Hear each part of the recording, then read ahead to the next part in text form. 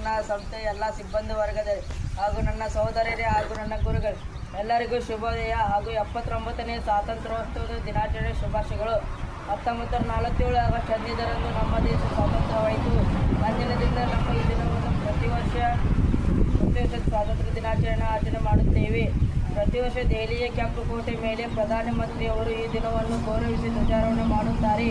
ರಾಷ್ಟ್ರಪತಿಯವರು ನಮ್ಮ ದೇಶವನ್ನು ಉದ್ದೇಶಿಸಿ ಮಾತನಾಡುತ್ತಾರೆ.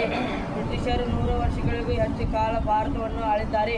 ನಮ್ಮ ಭಾರತವನ್ನು ಗುಲಾಮಗಿರಿಯಿಂದ ಮುಕ್ತಿಗೊಳಿಸಲು ಅನೇಕ ಸ್ವಾತಂತ್ರ್ಯ ಹೋರಾಟಗಾರರು ತಮ್ಮ ಜೀವನವನ್ನು ತ್ಯಾಗ ಮಾಡಿದ್ದಾರೆ. ಅವರ ತ್ಯಾಗ ಬಲಿದಾನದಿಂದ ನಮಗೆ ಸ್ವಾತಂತ್ರ್ಯ ಸಿಕ್ಕಿತ್ತು. ಅವರು ತಂದುಕೊಟ್ಟ ಸ್ವಾತಂತ್ರ್ಯವನ್ನು ನಾವೆಲ್ಲರೂ ಕಾಪಾಡಿಕೊಳ್ಳೋಣ, ಉಳಿಸಿಕೊಳ್ಳೋಣ. ಅವರ ಆದರ್ಶ ಗುಣಗಳನ್ನು ನಮ್ಮ ಜೀವನದಲ್ಲಿ ಅಳವಡಿಸಿಕೊಳ್ಳೋಣ. ನಮ್ಮ ಧರ್ಮ ಯಾವುದೇ ಆಗಲಿ, ಕೊನೆಗೆ ನಾವು ಭಾರತೀಯರು. ನಮ್ಮ ರಾಷ್ಟ್ರ ವಿಶ್ವದಲ್ಲಿ ಅತ್ಯಂತ ಸಮೃದ್ಧವಾಗಲಿ. ನಾವು ಭಾರತೀಯರು ಎಂದು ಹೆಮ್ಮೆಯಿಂದ ಹೇಳಿಕೊಳ್ಳೋಣ. ನಮ್ಮ ರಾಷ್ಟ್ರಕ್ಕೆ, ನಮ್ಮ ರಾಷ್ಟ್ರ ಧ್ವಜಕ್ಕೆ ಗೌರವ ಸಲ್ಲಿಸೋಣ.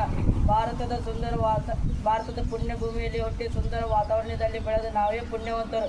ಮತ್ತೊಮ್ಮೆ ಎಲ್ಲರಿಗೂ ಸ್ವಾತಂತ್ರ್ಯ ದಿನಾಚರಣೆ ಶುಭಾಶಯಗಳು. ಜೈ ಹಿಂದ್, ಜೈ ಭಾರತ್.